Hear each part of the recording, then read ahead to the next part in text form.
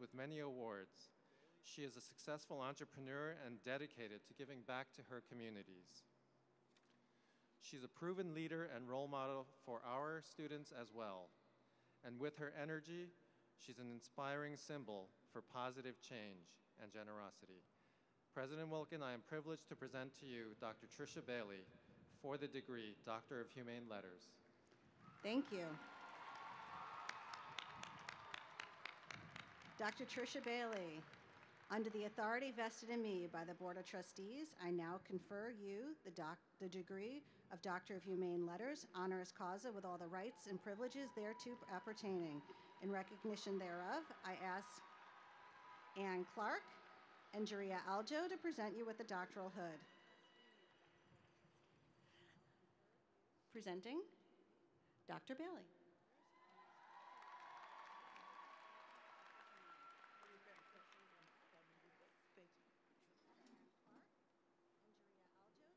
Woo! I am excited and elated and privileged and absolutely honored to be in front of you today. I would like to extend a thank you to my family, my children, and friends who are in the audience supporting me, as always. Thank you to UB, Board of Trustees, esteemed members, President,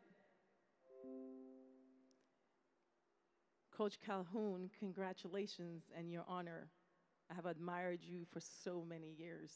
Your leadership is absolutely remarkable. Graduates, family, 2023, you have done it.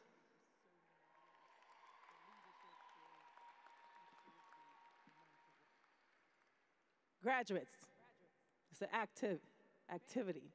Turn to your right and tell your neighbor, you have done it.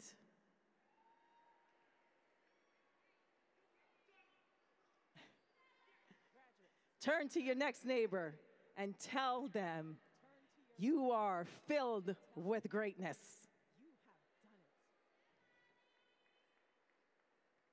Now, for yourself,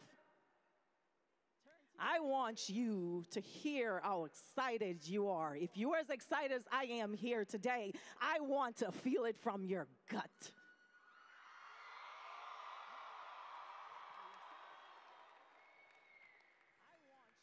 As a young girl from Woodland, St. Elizabeth, Jamaica,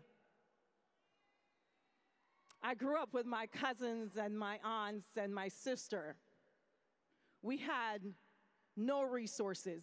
We had no electricity, no running water. The only thing that we had was our dreams. Dreams so big that no one else believed it. We had our imaginations. We walked 3.5 miles each way to school in the mountainous terrains of Woodland, St. Elizabeth. Some have shoes, some had food, some had none. But we had is our dreams, and we believed in ourselves. Standing here in front of you today, for me, it's absolutely remarkable. My mother said to me the other day, sometimes I look at you and I say, how good is God that He has brought you in this place?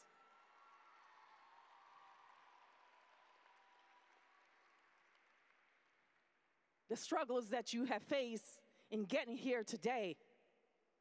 Some of you had financial struggles and could not figure out how you're going to pay for the next semester. Some of you had a little party troubles.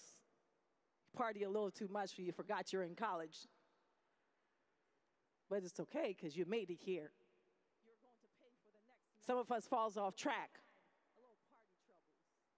But it's how you pick yourself up to move forward is what really, really, really matters. And every single one of you that's sitting in front of me today, everything that you can ever imagine and everything that you could ever want belongs inside of your soul and your heart and your being. It is there, and it is for you to tap into that energy. finding your purpose, finding the thing that gives you the greatest level of joy and happiness is where you are today. What am I going to do? Am I going to go to graduate school, or will I get a job? Will I move back with my parents? Will I stay in Connecticut, or will I move somewhere else in the country? All those questions that floats your mind, and you figure out, well, I'll celebrate today because today is my day. I may celebrate for the next week or so because I have earned this degree. I have earned this degree. Finding my purpose. I left University of Connecticut. I became a stockbroker. I was chasing money. Then I went to the pharmaceutical industry chasing money. But I never realized that it is when I found my purpose that the real money comes. In 2008, I was in a coma for 8 days. And while I was in this coma, I was in the most beautiful place that there is. I knew that I was not alive. I knew I was only in heaven. It was filled with peace. It was filled with pleasures. It was filled with tranquility and serenity. As I saw myself as a little girl in this coma, I didn't want to come back. But God said, I'm not ready for you yet. I have some plans for you. I have some people that I need you to touch their lives. I have some people that I need you to help.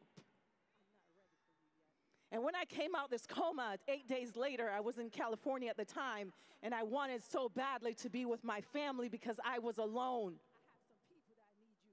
I got on the airplane. I was in a wheelchair. I was wheelchair bound. My larynx was clipped, so you could not hear me speak. They placed me in the wheelchair. They transitioned me in Atlanta from the aircraft and placed me in a wheelchair to transition to my connecting flight. And they forgot that I was there. And for 2 hours, I sat there and I cried like a baby because I tried to get someone's attention, but no one saw me. And in that moment, I realized that the disabled was invisible to the world. And I knew that my purpose was to change the trajectory of how people need to be cared for. And after 2 hours, a young girl came close enough to me for me to scream, but it comes out as a whisper. And she helped me to transition to my connecting flight. And it's that moment that I realized that my purpose, the reason why God said, I don't want you right now, you need to go back to them. It is that moment I realized that my purpose was to help others. It is to put the greatest level of love that I can muster into every single person that I engage with. So what I have done with my life, I have chosen to be kind and loving and caring and giving to every single human, every single being who touches my life.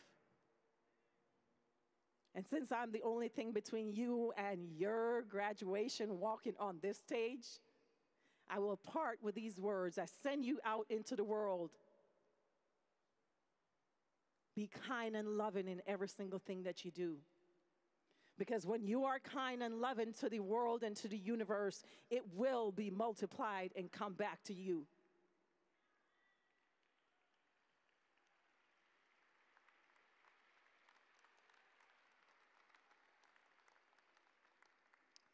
Kindness and love, it's like a ball. You throw it on a concrete wall, and it's going to come back. You throw it really, really hard, and it comes back harder. You throw it with all your strength, and it comes back even grander. And sometimes humans may disappoint you, but the universe never will. It will always give you what you have injected into it. Be intentional in your efforts. Be intentional when you love. Be intentional when you're kind. Be intentional when you're working. Because when you are intentional with your efforts and you are giving it your maximum ability, what will naturally happen, you will discover who you are. And when you discover who you are, everything else flows. Once you are happy,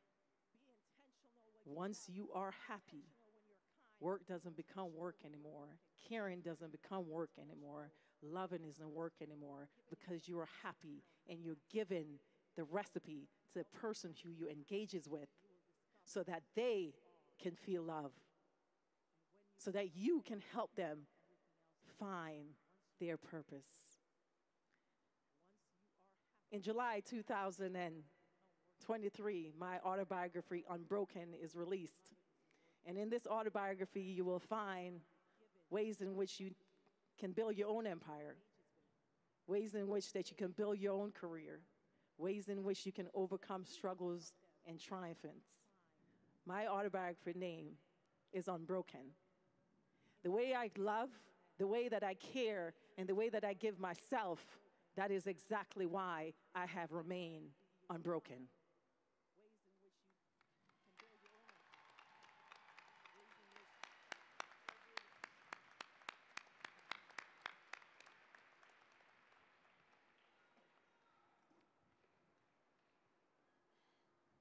University of Bridgeport honorary degree citation, Trisha Bailey.